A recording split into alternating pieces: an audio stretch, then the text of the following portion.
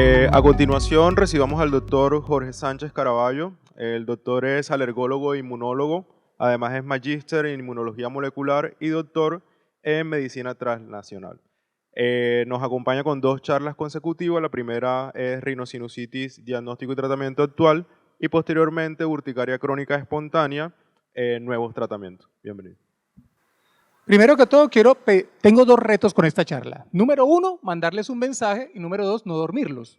Porque ya a esta hora, después de tal jornada académica, lo que uno hace es estar cansado, extenuado. Así que les agradezco que estén aquí, les agradezco a la Clínica Respiratoria de Alergias por este evento, le agradezco a todo el grupo, que seguramente detrás de esto hay mucha gente para hacer este tipo de eventos. No saben cuánta gente hay y se les agradece de parte de ellos por estar aquí. Y hoy voy a hablar de un tema que es, primero, la rinosinusitis. Pero antes de hablar de la rinosinusitis, quiero hablar de las arepas. ¿Listo? Yo trabajo, y la mayoría de los estudios que yo realizo son en Antioquia. ¿Por qué? Porque me acogieron allá, trabajo con la Universidad de Antioquia, y porque el clima allá es muy sabroso, ¿para qué? Pero mi formación como médico y como inmunólogo se hizo acá en la costa. Así que yo soy persona de arepa de huevo. Soy de arepa de huevo, me gusta la arepa de huevo más que la arepa de tela, y por tal motivo para mí es un placer estar con ustedes aquí conversando sobre una enfermedad que es de alto impacto. Y para eso empecemos con una pregunta. Alcemos la mano los que hemos tenido un evento de gripe. Listo, entonces todos los que alzaron la mano, que fue el 100%, exceptuando el camarógrafo, porque si no se le cae la cámara, han tenido una rinosinusitis. Y si han tenido una rinositis aguda, ahora imagínense tener esa gripe permanentemente, en el día a día, todos los días. Y eso es lo que es una rinosinusitis crónica. Y para todas las veces que tengo una charla, lo primero que hago es ver qué hay aquí en Colombia, qué tenemos en nuestros datos propios que nos permitan conocer mejor la enfermedad. Y desafortunadamente, cuando hice la revisión ahorita en marzo del 2024, luego de que me invitaron amablemente a participar, miren lo que encontré. Tenemos 0 publicaciones nacionales sobre este tema. Tenemos 6 reportes de casos sobre rinosinusitis por Aspergillus, cositas así, pero no tenemos información propia que nos permita conocer mejor qué es lo que sucede en nuestra población. Así que voy a hablar sobre algunas investigaciones que hemos venido realizando con pacientes de Medellín y pacientes de Bogotá, pero también del contexto global. ¿Listo? Tenemos entonces que la rinosinusitis crónica se caracteriza por una duración de la enfermedad que va más de unos pocos días que ocurren en la gripe. Se estima que más de 12 semanas es lo que define una rinosinusitis crónica. ¿Por qué 12 semanas? Porque en los procesos gripales muchas veces puede persistir algunos síntomas por varias semanas mientras se desinflama del todo la parte sinusal. Y a nivel global se estima que 0.3 a 2.5% de la población general tiene rinosinusitis. Y además, una cosa interesante es que los que tienen rinosinusitis y tienen asma, tienen una alta frecuencia de asma grave. El asma grave se define como 5% de todos los casos de asma. Y resulta que entre los que tienen asma y rinosinusitis, hasta un 28% tiene asma grave. O sea, esta enfermedad es un marcador de mal pronóstico no solo para la nariz, no solo para los senos paranasales, sino para toda la vía respiratoria. Por tal motivo es una enfermedad que no debemos pasar desapercibido, no debemos decirle al paciente, compre unos Kleenex, suénese la nariz y pare de contar. No, estudiémoslo, averiguemos si además de sus síntomas nasales, tiene unos síntomas pulmonares y en ese caso hagamos un impacto global de este paciente.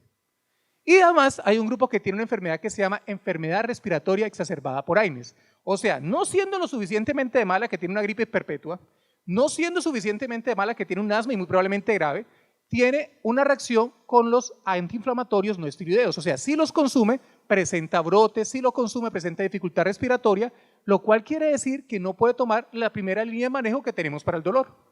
O sea, son pacientes, palabras castizas, están jodidos. ¿Listo? Hoy vamos a hablar de estos 3 puntos básicos. Un poquito de la patogénesis, son solo 2 diapositivas, el diagnóstico más o menos 12 y el tratamiento que son más o menos 3. Empecemos con la patogénesis. ¿De dónde se origina esta enfermedad? La respuesta rápida es, no sabemos. Sin embargo, hay alguna información sobre los mecanismos inflamatorios de fondo que nos permiten conocer mejor el proceso. Y ya esos mecanismos, por suerte, con las presentaciones anteriores lo habíamos visto. ¿Se acuerdan? Inflamación tipo 2, inmunoglobulina, interleuquina 4, interleuquina 5, 13, los mismos protagonistas. No cambia. Por eso es que las alergias, ahorita el profesor Ortega nos está hablando de la marcha alérgica, pues yo le digo es el combo McDonald's, porque si tienen las papitas y tienen la hamburguesa, tiene la Coca-Cola. O sea, vienen en grupo, son enfermedades que suelen no presentarse solas porque todas comparten los mismos mecanismos inflamatorios de fondo. Pero, ¿qué tenemos? Y ahorita les dije que quería conocer un poquito más de los datos de Colombia. En ese orden de ideas, primero, ¿qué sabemos de la enfermedad a nivel global? Hay diferentes tipos de inflamación. Clásicamente, aunque esta clasificación está sujeta a cambios, hablamos de inflamación tipo 1 e inflamación tipo 2. En la inflamación tipo 1, en la rinosinusitis, generalmente se asocia con cuadros agudos, o sea, cuadros de resolución rápida, y el principal protagonista son los procesos infecciosos. En la inflamación tipo 2, también los procesos infecciosos pueden ser importantes, pero el principal protagonista son eventos crónicos y ahí empiezan a intervenir diferentes factores. Los alergenos, que ya el doctor Luis Caraballo nos habló de ellos y todo, pero también otros procesos que van más allá de la simple presencia de la IgE. También hay una respuesta de los eosinófilos ante diferentes estímulos agresores de la barrera epitelial y hace que este proceso entonces sea más crónico. Tenemos aquí entonces datos de Colombia. Hicimos un estudio con diferentes entidades, tanto de Medellín como Bogotá. Es 131 en Bogotá, 115 en Medellín, y hicimos un seguimiento del paciente que aún continúa, llevamos 2 años. ¿Y qué datos tenemos? Primero que todo, evaluamos los marcadores de inflamación tipo 1 y tipo 2, diferentes citoquinas, eosinófilos, basófilos, macrófagos, diferentes alarminas, todo eso lo medimos tanto en moco nasal como en sangre, y vimos que 66% de la población de al menos estas 2 ciudades tienen inflamación tipo 2. Pacientes con rinosinusitis crónica con inflamación tipo 2, 66% en Colombia, es este tipo de inflamación de fondo. Pero, ¿de qué me sirve saber esa parte molecular? Me han cansado, me han dormido el día de hoy a punta de cuestiones de genes, cuestiones moleculares. Pues resulta que si ustedes saben cuáles son las vías inflamatorias de fondo, podemos sacar estos datos. Cuando tenemos un endotipo de inflamación tipo 2, tenemos más frecuencia de género femenino, más frecuencia de asma, más frecuencia de poliposis, más frecuencia de enfermedad respiratoria exacerbada por antiinflamatorios no esteroideos y más hiposmia. En otras palabras, si conocemos el endotipo, sabemos el pronóstico de nuestro paciente, sabemos qué es lo que le va a pasar a futuro y qué le está pasando hoy. En otras palabras, también sabemos que los pacientes con rinosinusitis de inflamación tipo 2 están más jodidos. Díganlo con confianza. O sea, tener rinosinusitis, que ya es un problema, y además demostrarse una inflamación tipo 2, nos está mostrando que es un paciente que requiere adicionales consideraciones y por tanto un manejo diferencial. Entonces, datos nacionales, datos que estamos ya muy próximos a publicar, ya nos lo aceptaron en la revista por suerte y vamos a ver.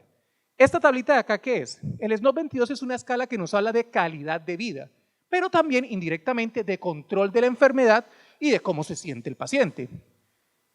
Barrita morada, inflamación tipo 2, barrita azul oscura, inflamación tipo 1. ¿Qué nos dice esto? Mayor actividad de la enfermedad, mayor frecuencia de encontrar inflamación tipo 2.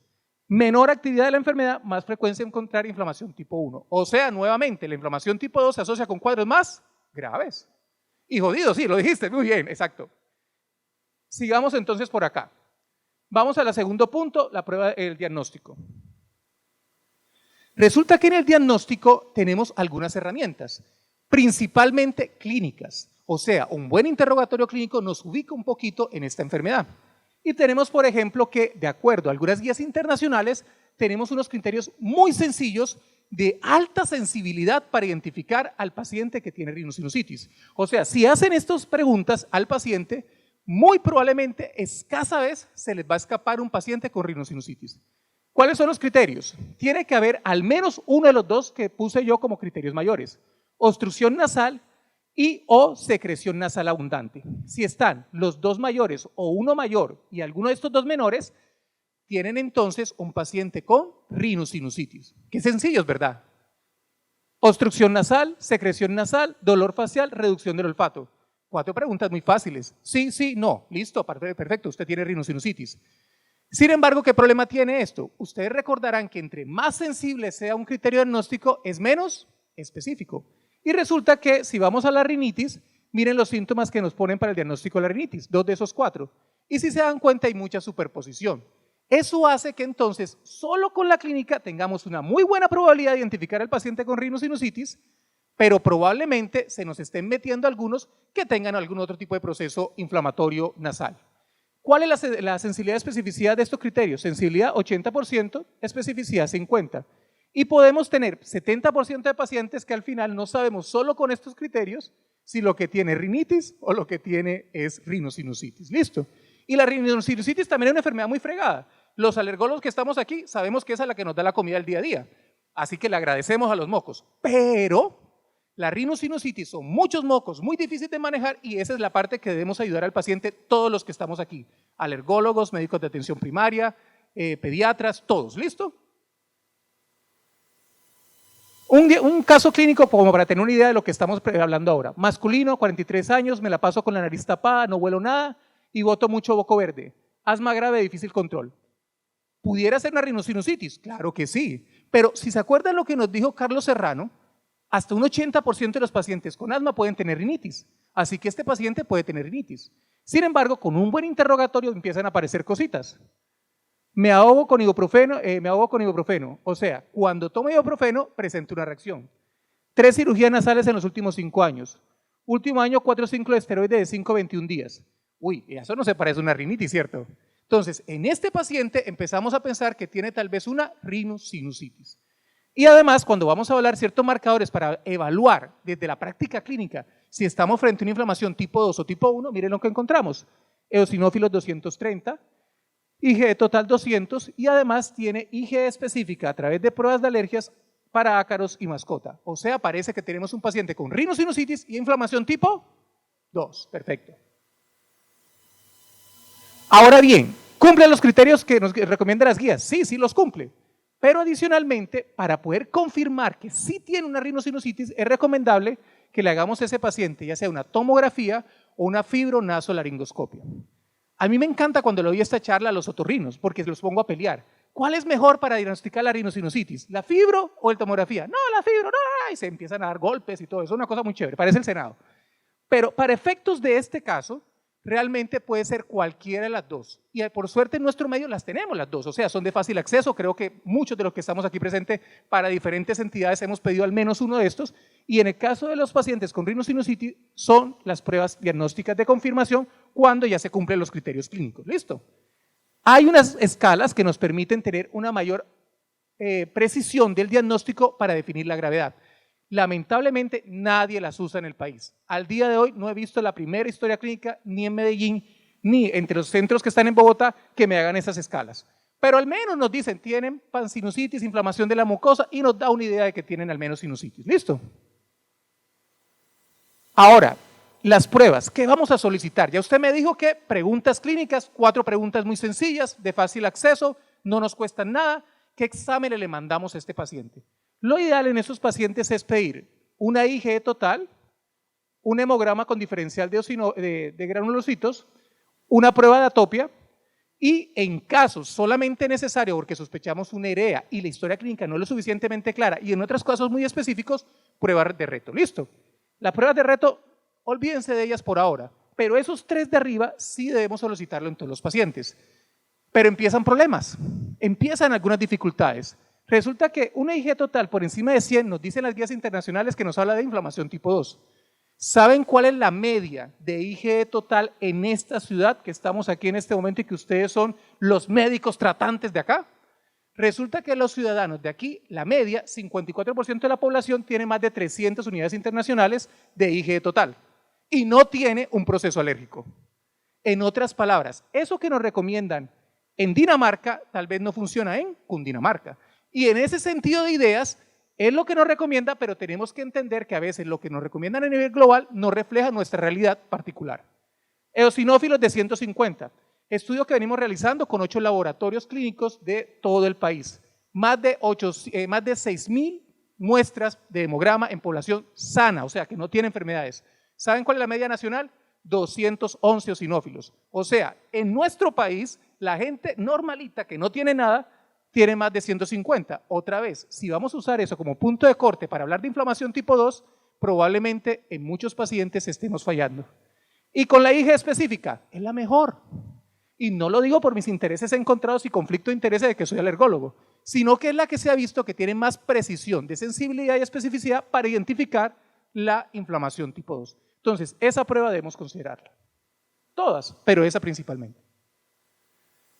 Ahora, volviendo entonces a Colombia, los estudios que hemos venido realizando y que estamos adelantando.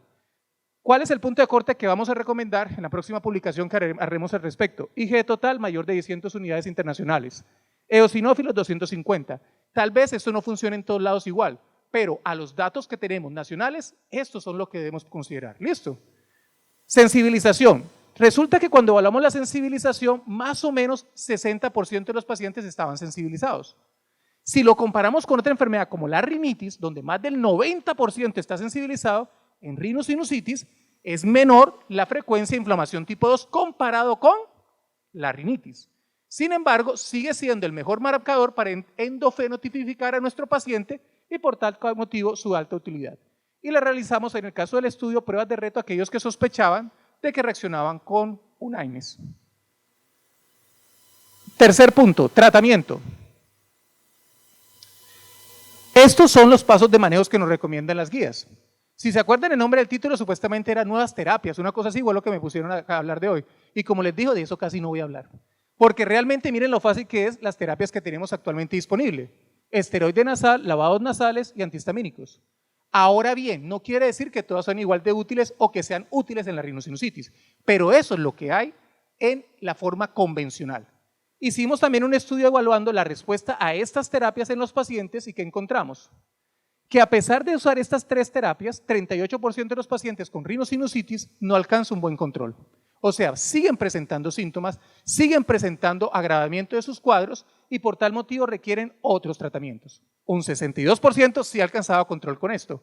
Entonces a todos los pacientes hay que hacerle lavados nasales, spray nasal y antihistamínicos. Sí y no. Cuando fuimos a evaluar el impacto de cada uno de los medicamentos por separado, resulta que realmente el gran impacto se conseguía con los esteroides nasales. Los antihistamínicos sí contribuían con un número necesario a tratar de 10 pacientes para que uno se beneficiara del uso de antihistamínicos. En otras palabras, no le hagan perder plata al paciente ni al sistema de salud. Enfóquense en el esteroide nasal, no les garantizo un 100%, pero es la mejor opción. Y si ese paciente no le responde en un buen uso del esteroide nasal, bueno, tiremos el varillazo al antihistamínico. Y el lavado nasal sí se lo pueden generar a todos los pacientes porque realmente es un buen alcance, es un alivio rápido y en muchos pacientes, por lo menos de forma temporal, consiguen un control. Les pido disculpas por estar hablando tan rápido, pero fui el único conferencista que le dijeron, apúrese, no se pase el tiempo. Listo. Tenemos entonces un 38% de los pacientes que no alcanza control clínico. ¿Cómo? Sí, pero esa mi excusa es la otra, pero la realidad es esa. Muy bien, entonces, 38% de los pacientes dijimos que no alcanza control. ¿Qué hacemos con ellos? ¿Qué podemos hacer para ayudar a estos pacientes? Invitarlos a rezar es una opción, pero adicional a esa, porque si le decimos a un paciente en una consulta que después de que la pagó, de que lo vamos a invitar a rezar, tal vez no lo tome muy bien. Una es evaluar si tal vez lo que necesita es cirugía. Resulta que la rinosinusitis se acompañan de esto, pólipos nasales. Un spray nasal, ¿qué va a hacer con esto? Pues esto, una pared. ¿Dónde va a entrar? No va a llegar a ningún lado. Y en ese caso sí, amigo otorrino, métale tijera, porque esa es la solución, listo.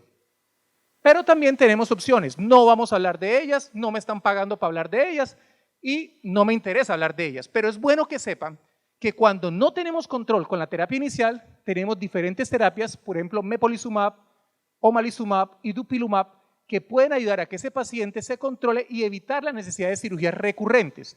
Porque cuando un paciente tiene este proceso, en los siguientes 2 años tiene un 50% de probabilidad de tener una segunda cirugía y en los siguientes 5 años de tener hasta 4 cirugías. En otras palabras, nadie quiere que le anden haciendo cirugías si no son estéticas. Y en ese sentido es un paciente que podemos ayudar para evitar recurrencias. Si hacemos estas terapias, el 38% pasa a un 18%. Quisiéramos que fuera 0, pero nos estamos acercando, ¿cierto?